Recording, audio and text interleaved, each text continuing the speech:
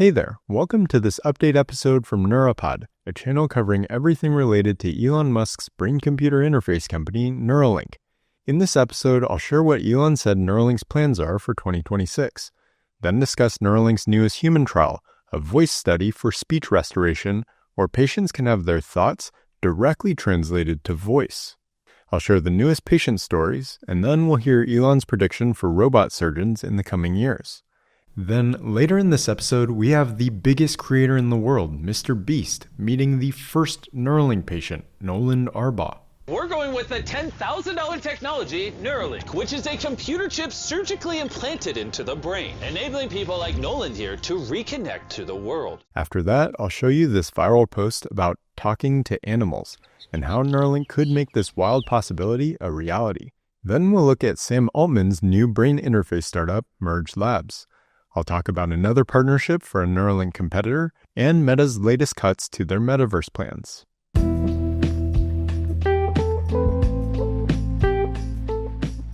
Let's start with this exciting post from Elon saying Neuralink will start high-volume production of brain-computer interface devices and move to a streamlined, almost entirely automated surgical procedure in 2026. Device threads will go through the dura without the need to remove it. This is a big deal. Scaling up to high-volume production has been the goal since the company was started in 2016. This is not an actual Neuralink factory, but I just wanted to give an idea of what it's like and how the scale could look if it were increased several times over. They're now at the point of really ramping up, which aligns quite well with the expansion of the 144,000 square foot expansion in South San Francisco, alongside the very large presence in Austin, Texas as well. The next point Elon made is the streamlined, almost entirely automated surgical procedure. This aligns well with this 16-second clip from DJ's presentation in the fall. This new robot that we call Rev10 has inserted it more than 10 times. So why is speed important? We want to keep the surgery time super short. At the moment, the end-to-end, we call parking lot to parking lot, is 4 to 5 hours for the surgery, and the robot portion of it is about an hour. Then automating the entire surgery would be a huge improvement, as the surgery currently takes several hours. If the entire process could be automated, there are several major advantages. I even asked AI what these advantages would be, and Grok said greater precision and consistency, reduced surgical risks and complications like less tissue damage or trauma, lower infection risks, less inflammation, a shorter procedure time leading to less time under anesthesia, faster recovery and discharge, increased scale, lower costs, and more accessibility, potentially to underserved regions. And the last piece Elon shared is that the device threads will go through the dura without the need to remove it. This is a big deal for many of the same reasons I just listed, but take a look at this quick diagram I generated using AI.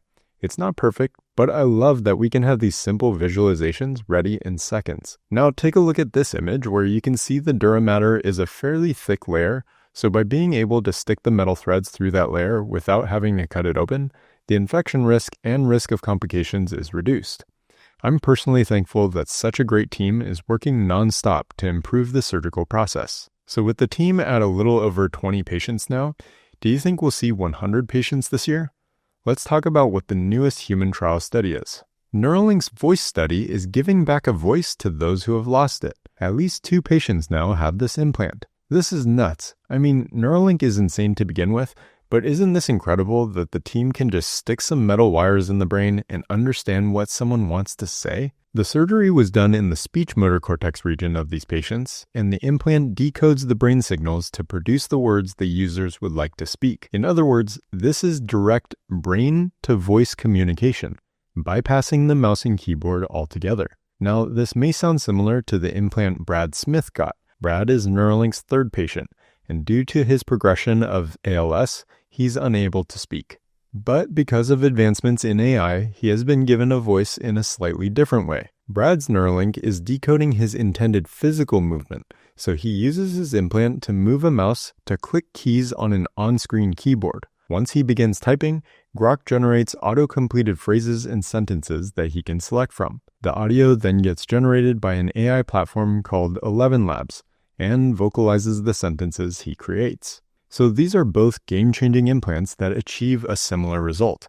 but the voice-steady patients should be able to speak much more clearly and quickly very soon, if not already. According to the clinical trials website, the study is recruiting at UT Southwestern Medical Center in Dallas, Texas. It's aimed at adults aged 22 to 75 with conditions like ALS, PLS, stroke, or spinal cord injury that cause severe speech and upper limb impairment. And now for some inspiring patient updates. I sat down with Alex, the first patient to control an assistive robotic arm via his Neuralink, and he showed me how the Neuralink team worked with him to fine-tune the control and the safety zones for where the arm could move. You can check out that full interview on my channel. And then Neuralink's first overall patient, Nolan, recently shared this.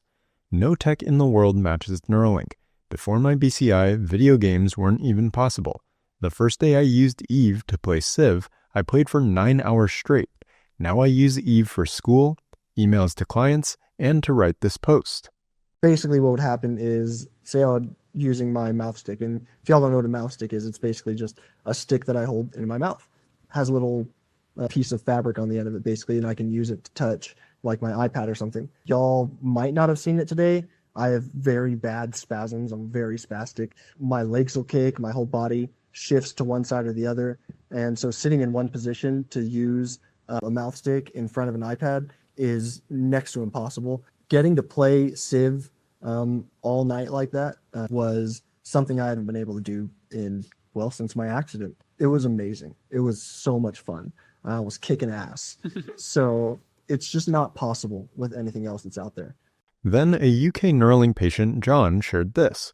1 month post-operative checkup since N1 BCI implanted, and everything is looking good, and doctors all happy. My next checkup is at 3 months.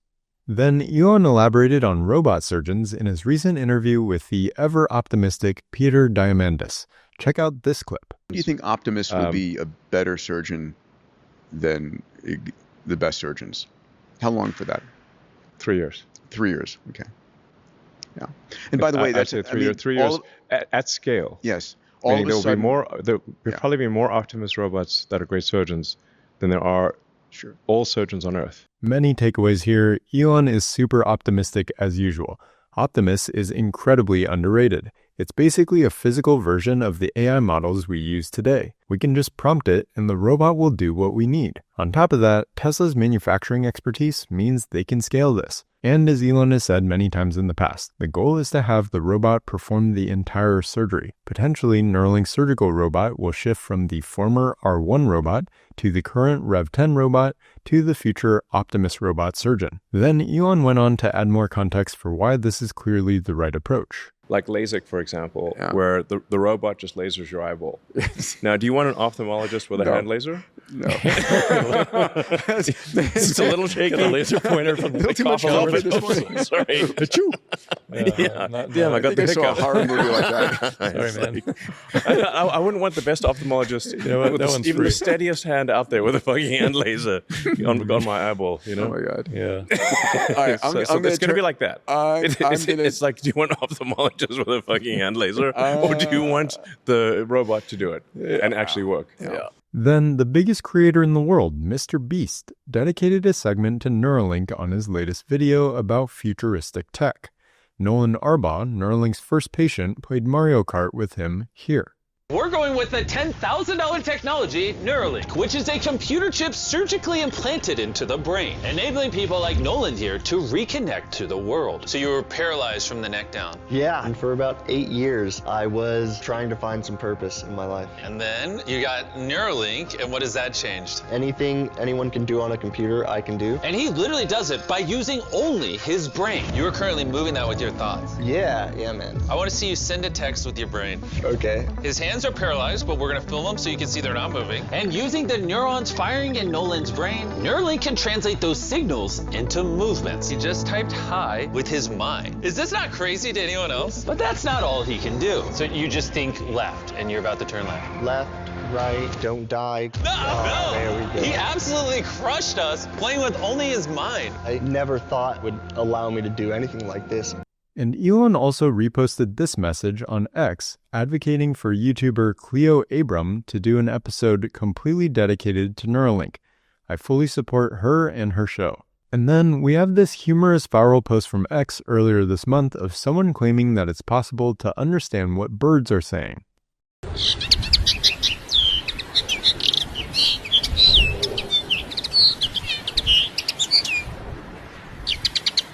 Now, whether this is a parody post or not, Neuralink is already decoding human thoughts and restoring communication for people who can't move or speak. So down the road, what would prevent them from doing this in animals? Even if neuroscientists today aren't able to do this, Neuralink could be the tool that unlocks this capability. How cool will it be to understand what your dog actually wants?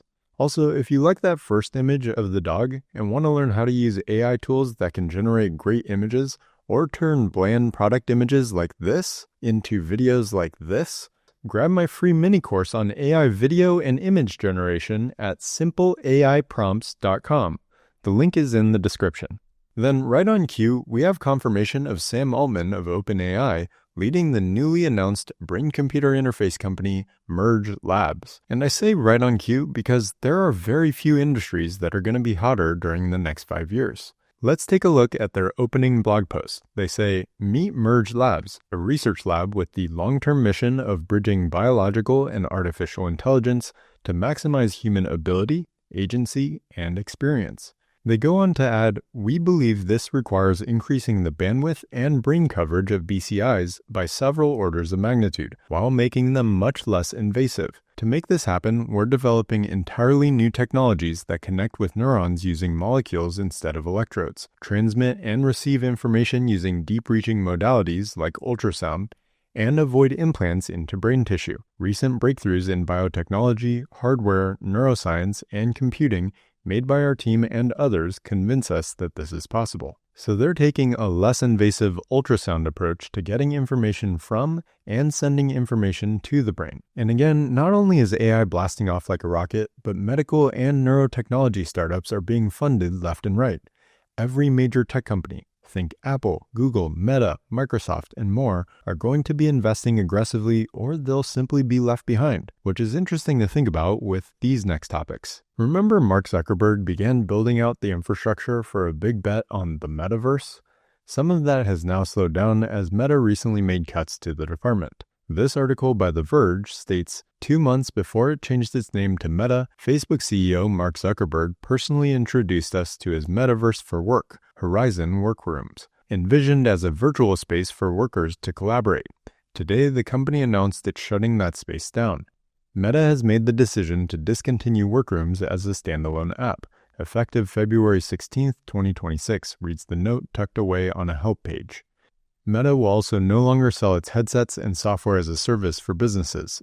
Another help page reads, "We are stopping sales of Meta Horizon managed services and commercial SKUs of Meta Quest effective February 20th, 2026. Meta just laid off roughly 10% of its entire Reality Labs division, over 1,000 jobs. In the aftermath, it's becoming increasingly clear that Zuckerberg has changed his mind about what the word metaverse actually means. Mobile, yes. Smart glasses, yes, but maybe not VR. So the Meta Ray-Ban AI glasses are still sticking around, but doesn't it seem inevitable that Meta, Apple, and Google will eventually cave and build an invasive brain interface? Speaking of which, a current BCI startup is working on that. A Neuralink competitor, Precision Neuroscience, has partnered with one of the largest medical technology companies in the world, Medtronic. According to this recent press release, Medtronic will integrate Precision Neuroscience's Layer 7 cortical interface with its Stealth Station surgical navigation system. Basically, this means this collaboration will help them perform surgeries more precisely, something that Neuralink is able to do on their own as they are quite vertically integrated. Subscribe if you like this update and check out this video where I show what Neuralink's plan and product roadmap are for the next 3 years. Thanks for watching and Happy New Year!